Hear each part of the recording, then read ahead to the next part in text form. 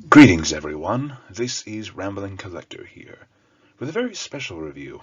Today I will be covering Coven, Masterful Tales of Fantasy, published by Andi O'Connor.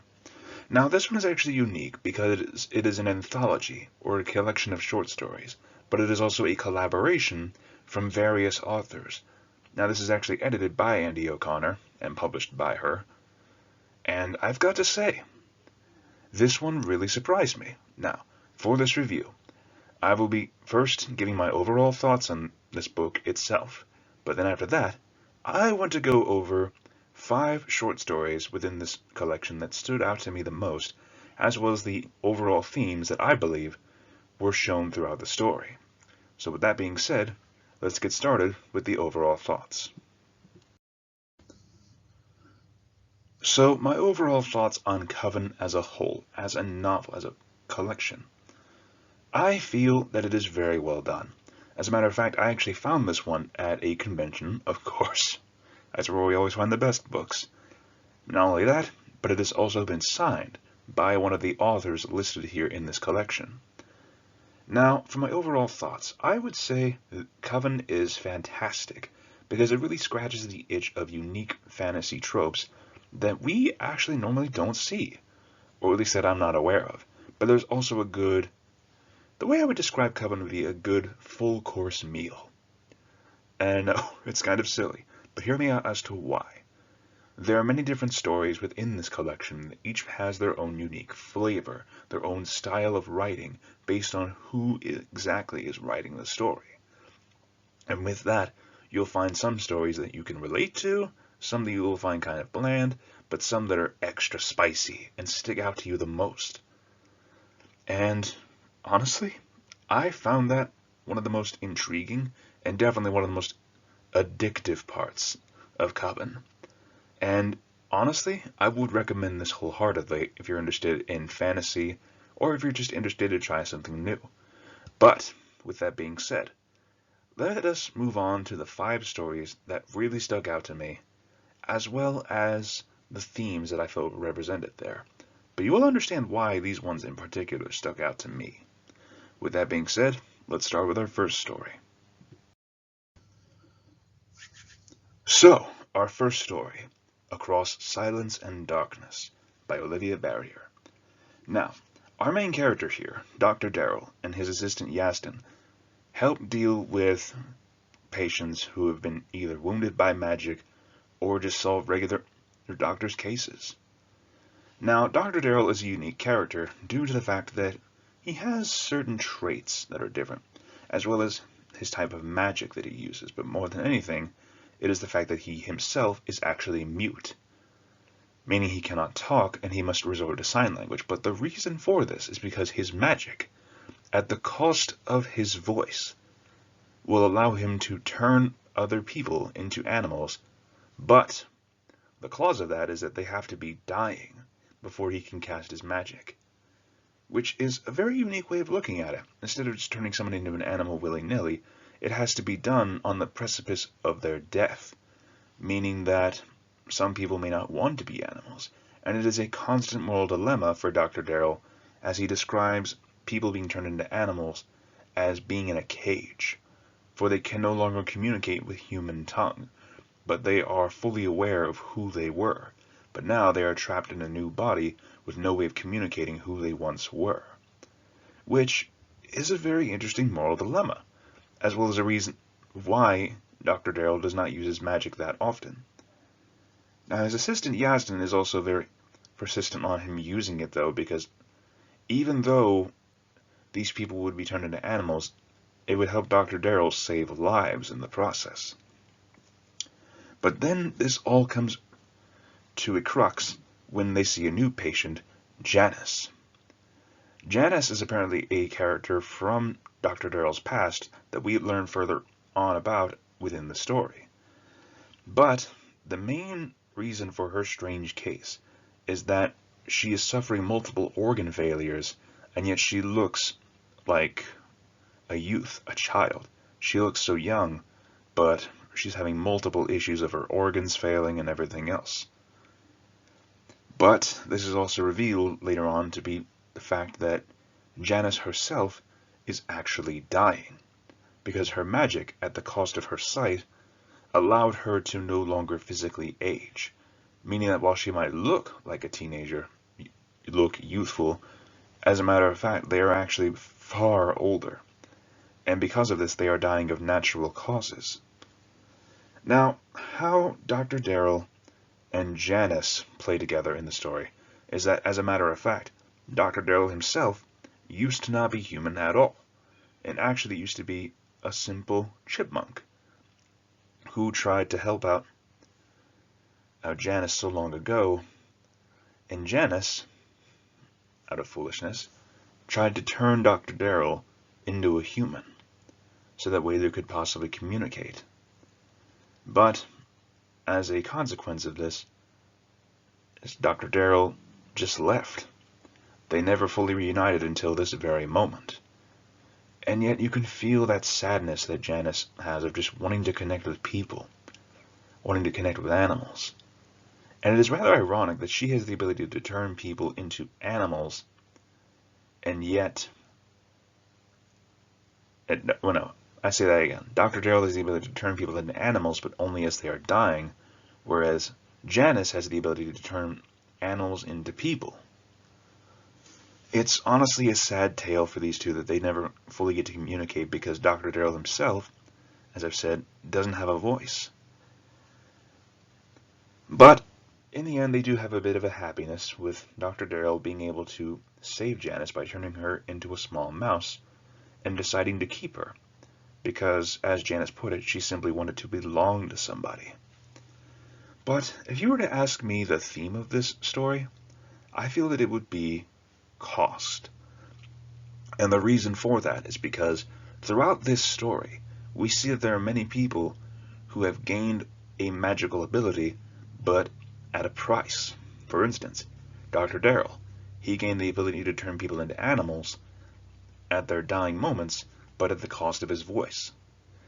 Janice tried to preserve her physical body and no longer age, but at the cost of her sight. And there was even a humble police officer who has the ability to detect lies. Like, he's a living lie detector, but it was at the cost of his leg. And honestly, I think that's a very interesting theme. The fact that nothing in this life is free, that gaining magic like that comes at a cost, that there's always a price to be paid.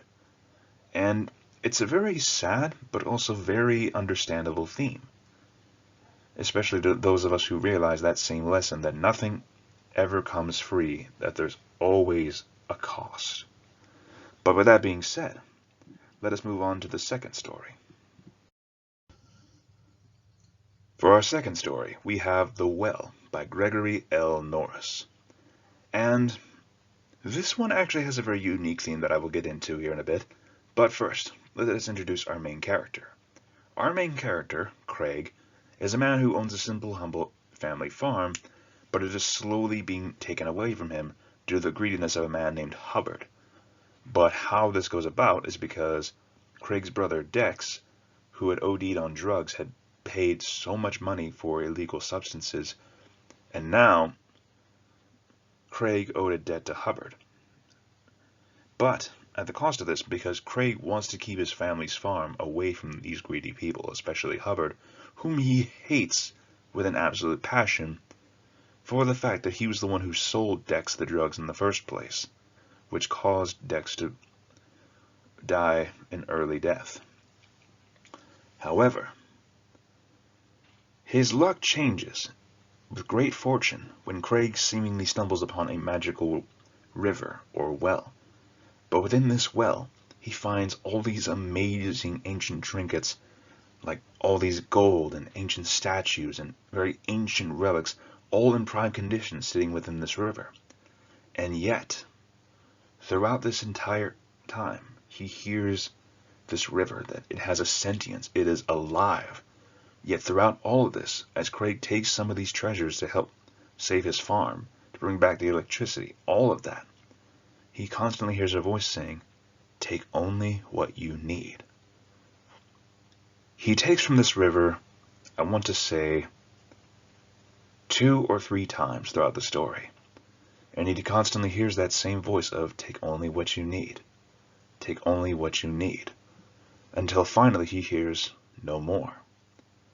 But, unlike Hubbard, Craig himself is not an entirely greedy person. He simply wants to save his farm.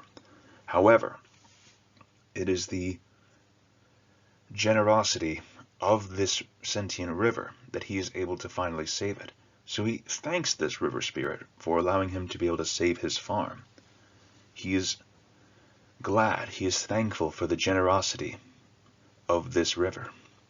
However, when Hubbard discovers that Craig has been pulling treasures from this river, he digs in greedily and actually starts harming the river due to his greed for treasures and builds up an insurmountable pile, and yet this river keeps screaming at him, take only what you need, until finally this river cries out in absolute pain. Like Craig can hear this river spirit becoming angry at the greed of Hubbard and his goons. Until finally, Hubbard pays the price for his greed and is swept away for good, and the well then disappears.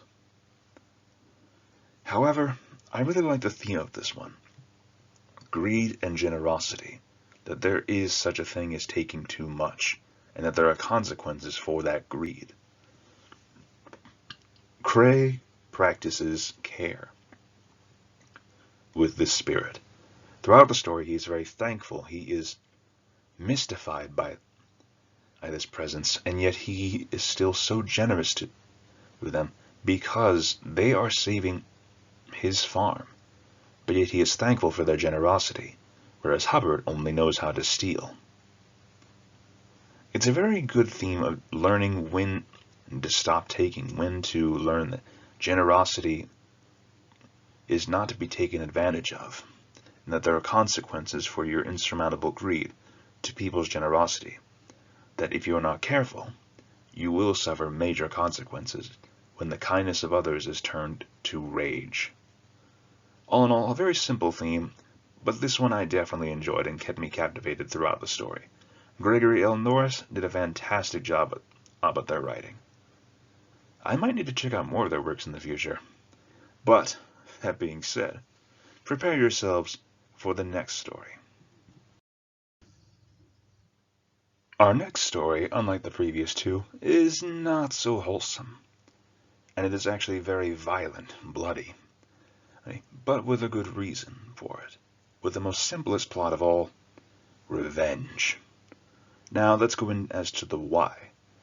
This whole entire story is essentially a duel between father and son. The father, Urtu, and the son, Teotihuacli. And I apologize if I butchered that name. But I will say this much. Constantine Paradies, as I was reading, kept me hooked from start to finish. I was speed reading through this story. I could not get enough. I meant to check out more of their works just from this alone. However, back to the story. So Teotihuacli is facing Urtu as the theme of revenge. He has been plotting for years and years of how to overthrow his father and his tyrannical rule. And we come to see that Urtu is not a good person. He might have spared his son in the past, but this time he is actually wanting to kill him.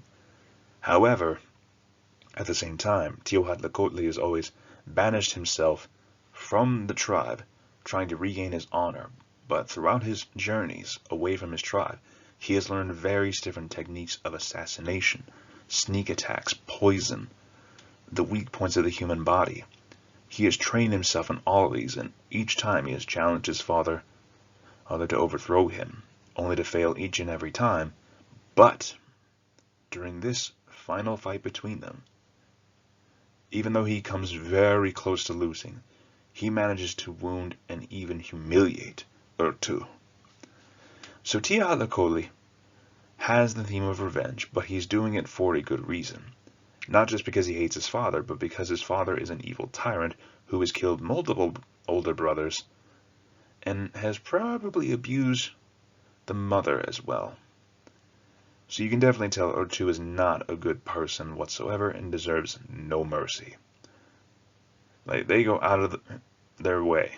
The author goes out of their way to make sure that you know that Urtu is a despicable human being who needs to be put down like the rabid dog that he is. You even come to cheer for the son as he finally overthrows the father, gaining leadership over the tribe. And more than anything, I like how this story is very simple. It is elegant in its simplicity. It is a simple father versus son match, a quest for revenge, as well as a quest to overthrow a tyrant.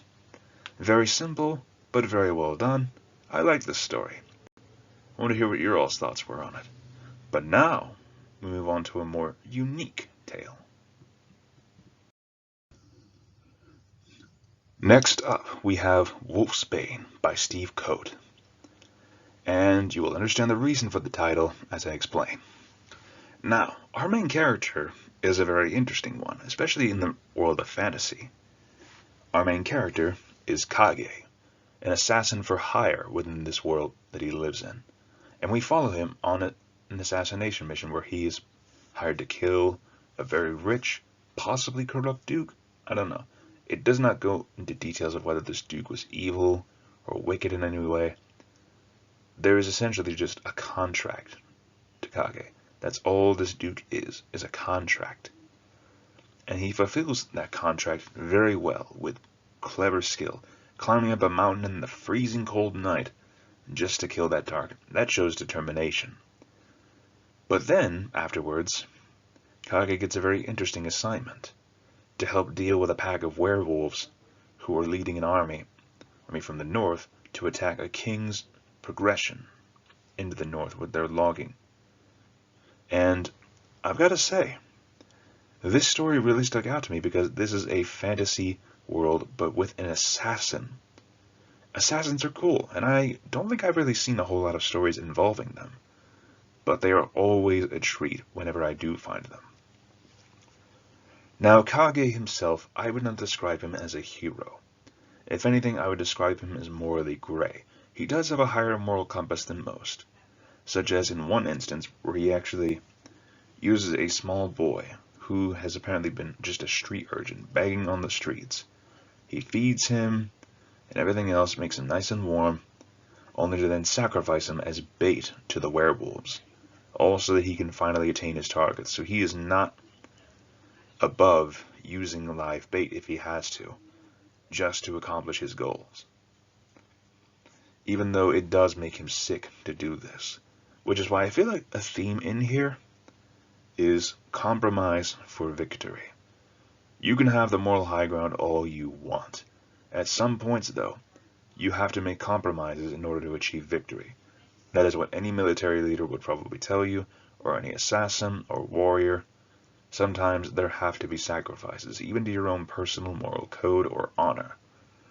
And Kage definitely embodies that, especially later on when he receives the reward from the king for bringing the head of the alpha wolf before him. And he actually feels that treasure chest feels heavier than it was before. And it is heavy with the guilt that he just sacrificed an innocent life to achieve a victory over his contract kill. And it shows that there's always that compromise that needs to be made. No matter how much it may sicken you, sometimes it is necessary in order to achieve victory. But now, with our next story, we go from an assassin to a thief. Our final story, Death Strikes Twice, by Brian Kosienski and Chris Pisano. And I apologize if I butcher those names as well. I seem to be doing that a lot lately, but moving on. Death Strikes Twice is a very interesting story. As I mentioned in the previous slide, it is about a thief. However, this thief, Kiark, has amnesia and does not remember this.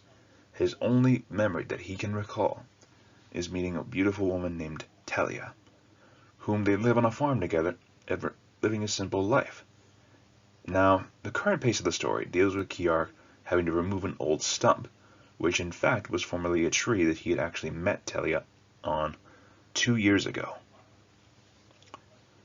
Now, throughout the story, we hear tales of a white dragon spreading chaos and destruction in all the nearby regions, except for around Kiark's farm. Now, if that already doesn't sound suspicious, I don't know what does. But, driving forward. So, Talia always manages to disappear to go see her family at a certain point during the day. And mostly just to make sure to check out for the dragon. Now, Kiark, during his time of removing the stump, actually stumbles upon a unique sight. He finds bags of gold under this stump. As he digs it up, he finds more and more gold.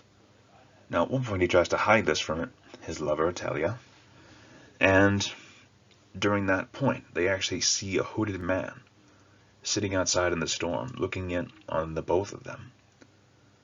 Now, we come to learn that this hooded man is actually Nandir, a thief, and apparently a partner of Kiark's.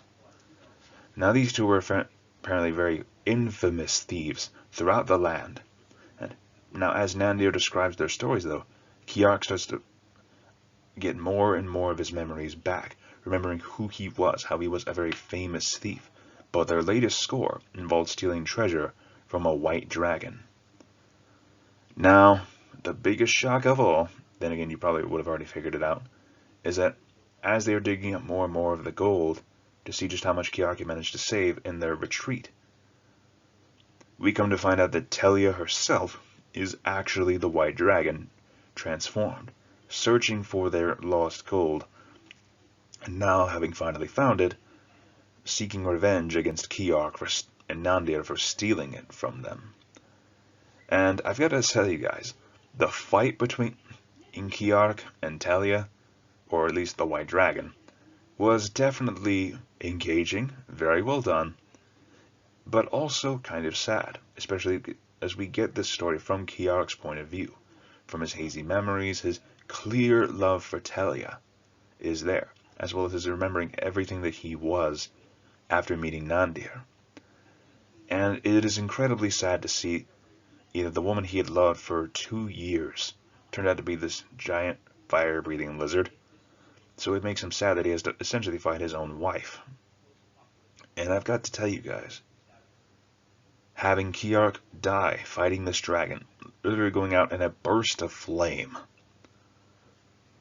all of this was started because Nandir and Kiark had plans to open a tavern.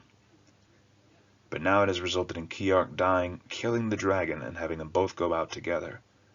And the main treasure they were trying to get from all this, a dagger that was able to pierce a dragon's hide. Well, it certainly worked if it was able to kill the white dragon. But this story, if I were to put a theme on it, I'm not sure what it would be. The theme that I could best see here is that some things are best left untold.